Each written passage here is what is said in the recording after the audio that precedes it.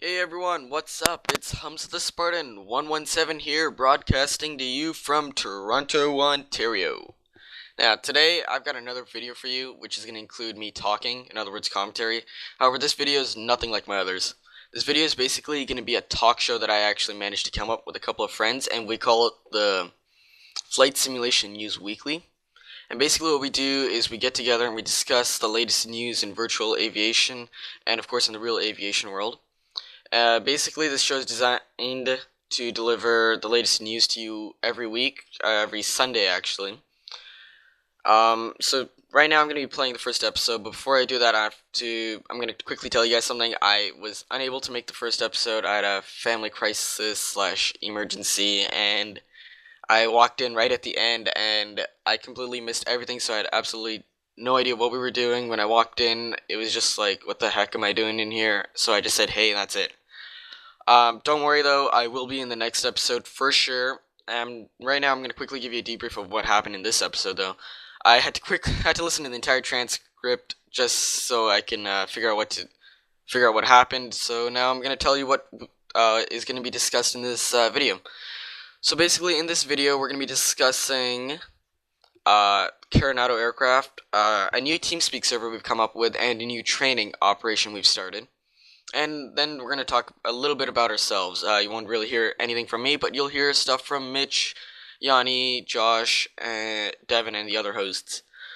So I just quickly want to thank Mitch Byers, also known as Canadian Aviation 33, for putting this video together and starting up this talk show. It was something I really wanted to do, but I was unable to do it. So Mitch, here's a special thank you, and everyone else, I also want to thank you for actually showing up at the show and recording and getting it started. I really appreciate it. So thank you for listening to my brief commentary. I will definitely be there for the next episode, so you can expect me there. So enjoy the show, aviators. Peace out.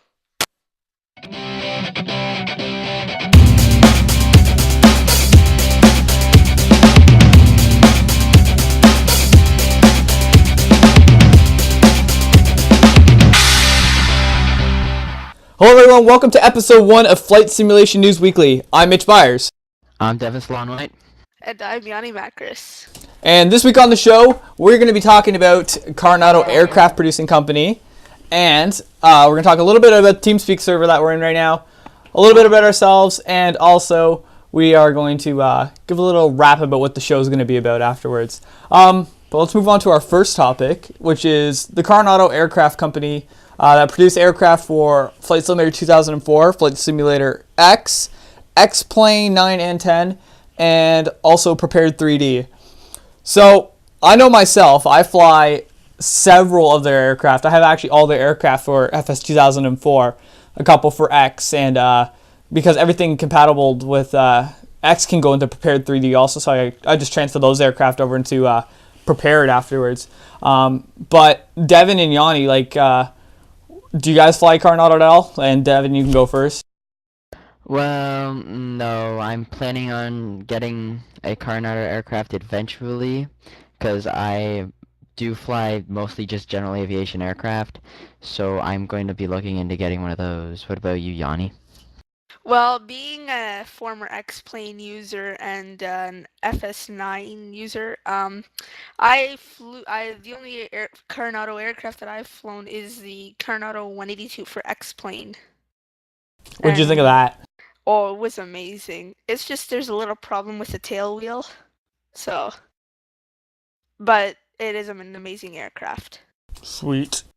Yeah, I know myself, I've flown, probably by far my favorite aircraft Carenado's released for FS 2004 was probably, I would have to say, the 337 Skymaster.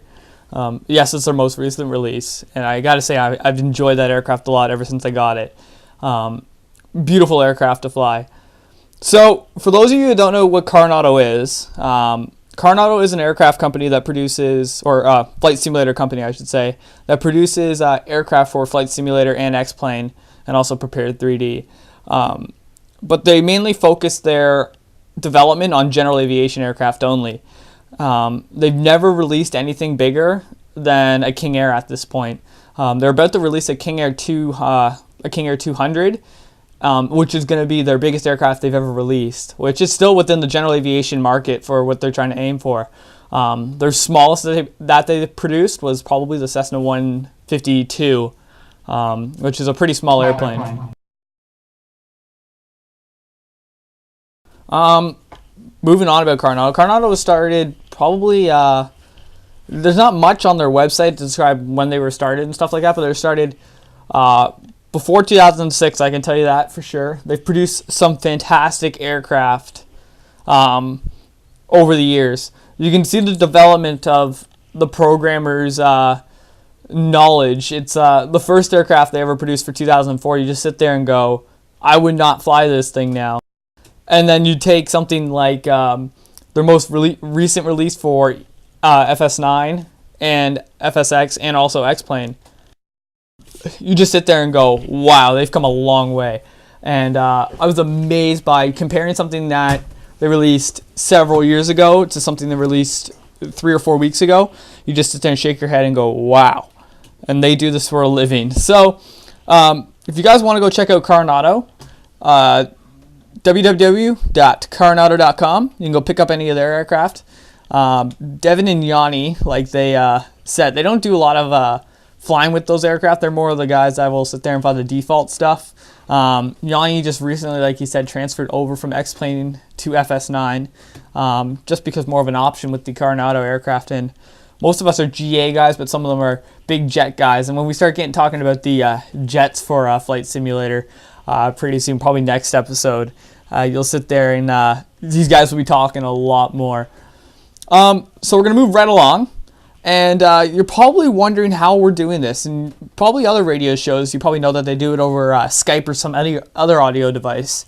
But we're doing this over a TeamSpeak server right now.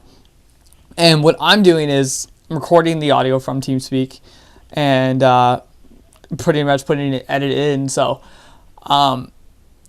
Devin is going to tell you a little about what TeamSpeak server we're in. Now, it was his idea to provide this to the pilots and controllers for online networks.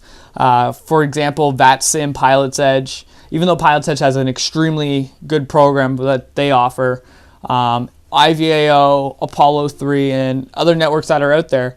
What Devin's goal is I want to get these people to where when they're not logging onto VATSIM or IVAO or any of these other networks where they're struggling to understand the concept of the air traffic controller. They're not sitting there and calling up saying, I'm ready for takeoff, and the controller sits there, but you need to get this. And they're like, I don't know what this is. Now, Devin's idea was, I want to be able to help these people out to get them where when they do connect, they're not like that. So, Devin, if you'd like to explain more, I'll hand it over to you. Alright, well, so far, we only have one student, which is Braden, the first person we are training. And, Braden, how are you liking the training? I like it a lot. Like, they're really good instructors. Okay. Thank you, Braden. And, well, we also, what we do is we train you on, if you have FSX, we use GameSpy.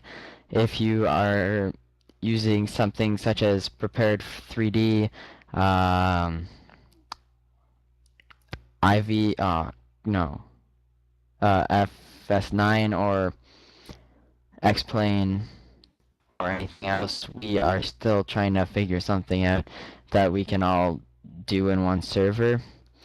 Because I know Mitch is creating a virtual server called VATCAP, but I don't know what that's going to be completely about yet. So, yeah. I think what Devin's trying to say is they're going to provide services to those networks. Devin doesn't really know Prepared 3D too well, but Prepared 3D, guys, is exactly similar to FSX, just a little better. So it still has the same platform as FSX does for the multiplayer, where you can connect dual cockpit and stuff like that. So pretty much FSX and Prepared 3D are one support platform, For FS9, FS9 comes with a flight instructor module, or totally like kind of a separate game, but you connect to a server together and your flight instructor can control the weather, shut your engine off on you, all the cool stuff that FS9 had at the time. X-Plane, on the other hand, I'm not knowledgeable in X-Plane. I know Yianni is. So Yianni, do you know anything about X-Plane that could be used to train people with? Well, what X-Plane does is they have their own server where they do online fly-ins every weekend at a certain airport. Basically, what I believe we could do, what VTAX could do is go on that server every Sunday with an instructor and his pilot, and they can fly together and view each other's cockpit and all that. Wow, I never knew that. That's pretty cool. It is. So yeah, like Yianni just said, it's called VAPTAC, and it stands for Virtual Pilot Training and Controller Training. So VPTACT, and Devin's the one that's running that. He's been a little stressed out trying to set everything up. That's why he's kind of lost for words right now. He's a little focused on a few other things, and he kind of just was able to squeeze in for tonight's episode. He will be here next episode. Hopefully we have everything cleared up by that point. So now we're going to move right along, and because we know this is the first episode, you want to get to know us, because we're just not complete strangers and just doing this for the heck of it. So I'm going to start with myself, and I do a lot of talking. You'll hear me talk a majority of the time, most likely. So I'm currently in my last year of high school, getting ready to go to college, and going to be moving into hopefully the aviation industry.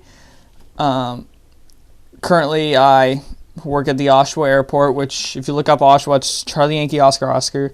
I work there as an aircraft detailer. I clean airplanes, so I know what I'm doing when it comes to an outside and inside of an airplane, when stuff comes down to a detail and what I got to watch for.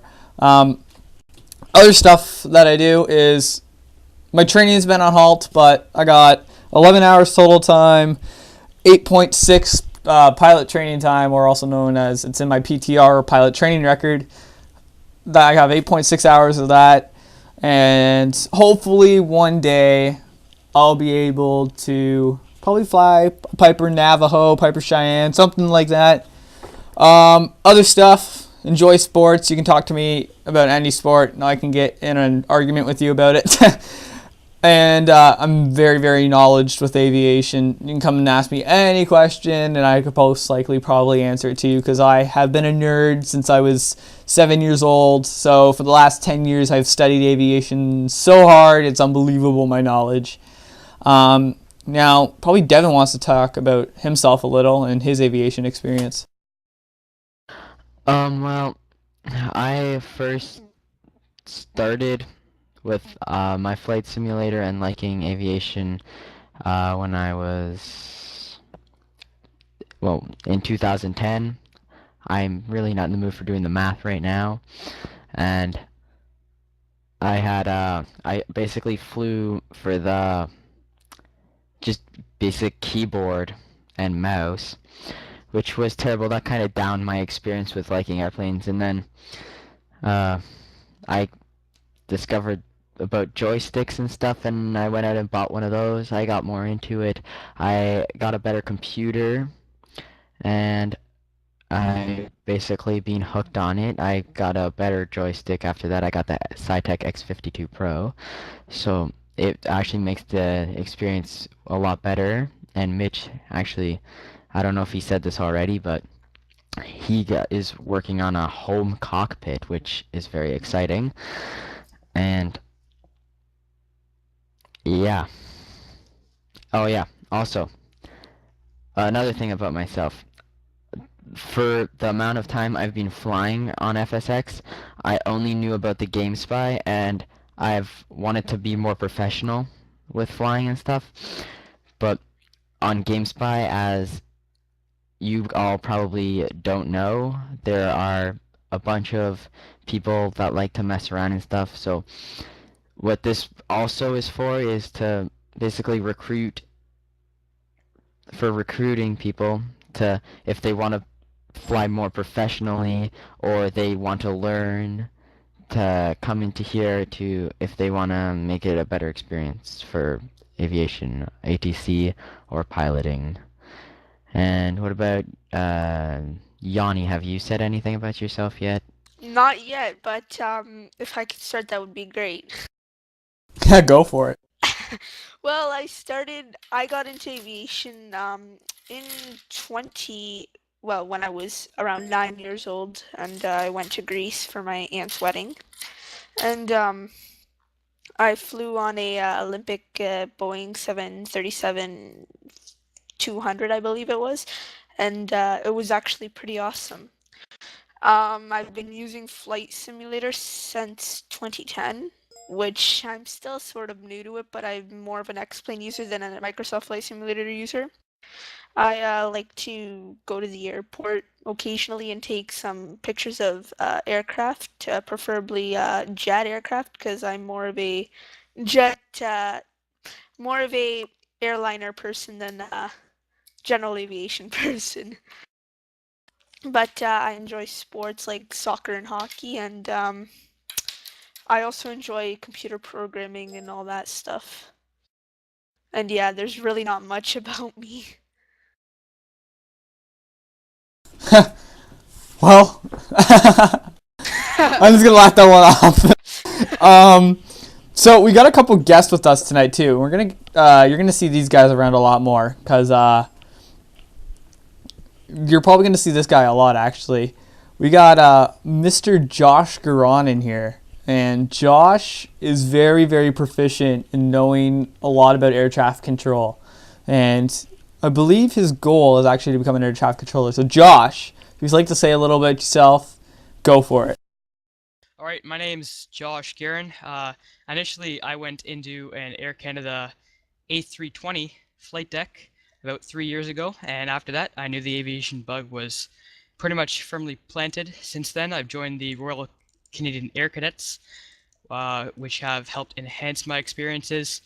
Through there, they offer multiple scholarships such as glider pilot license, private pilot license, as well as air traffic controller licenses.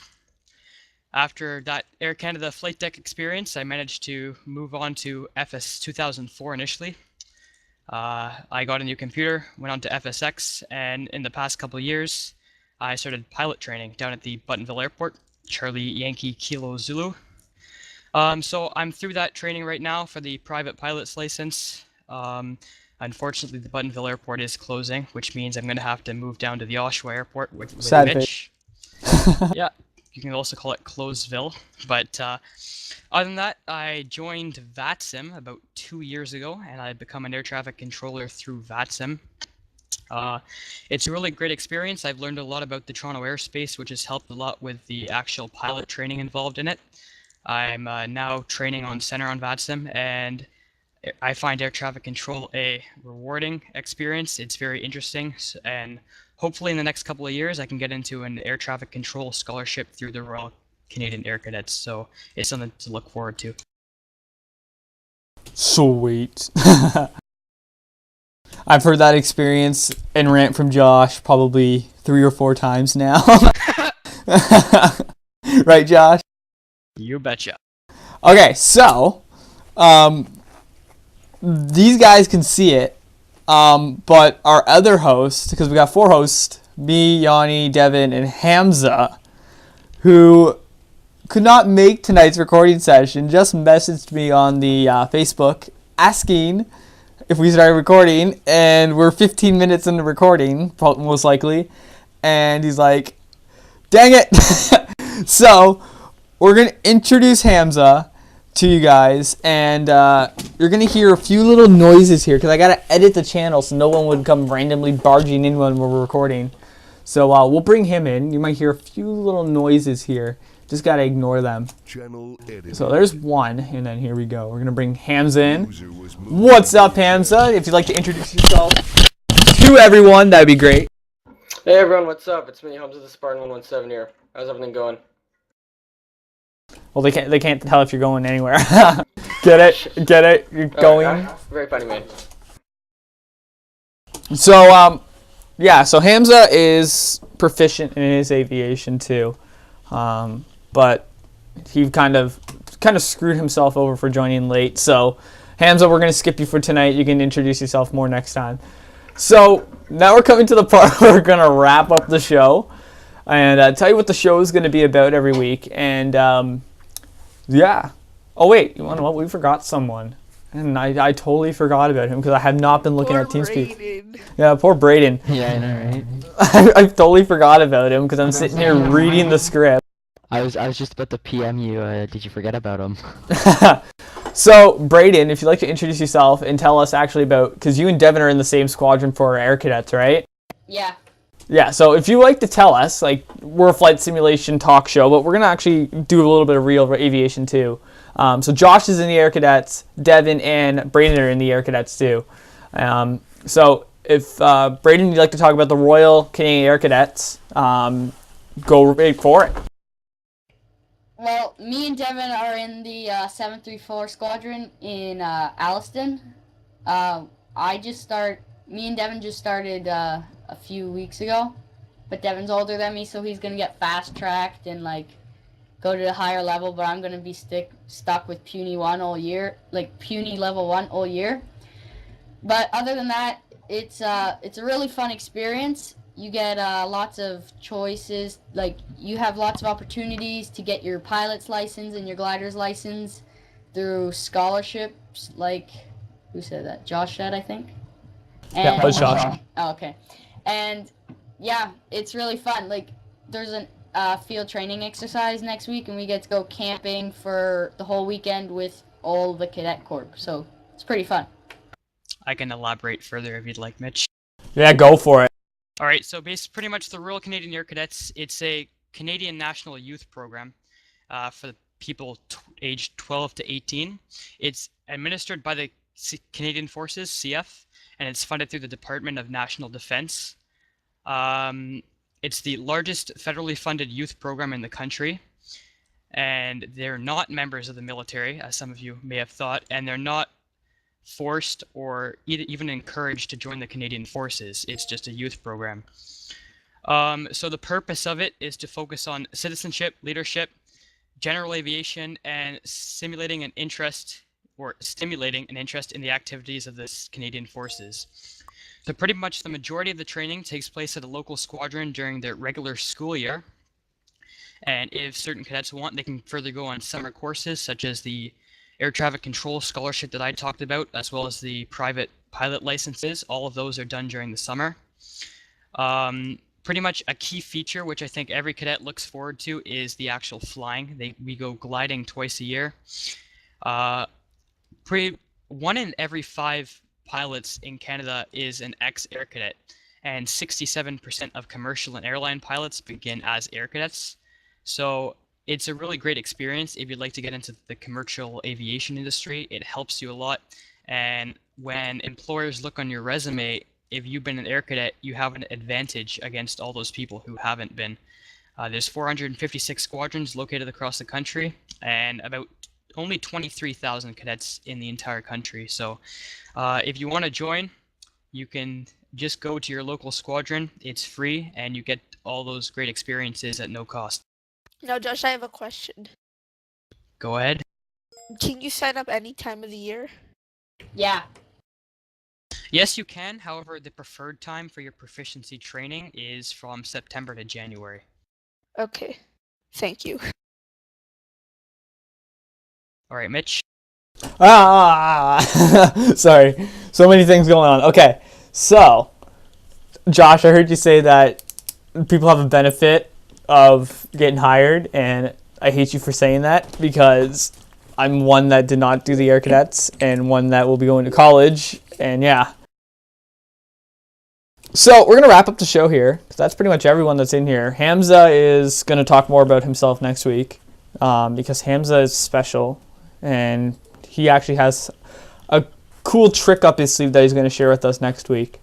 So we're going to wrap up the show and tell you about what our goal is for this show.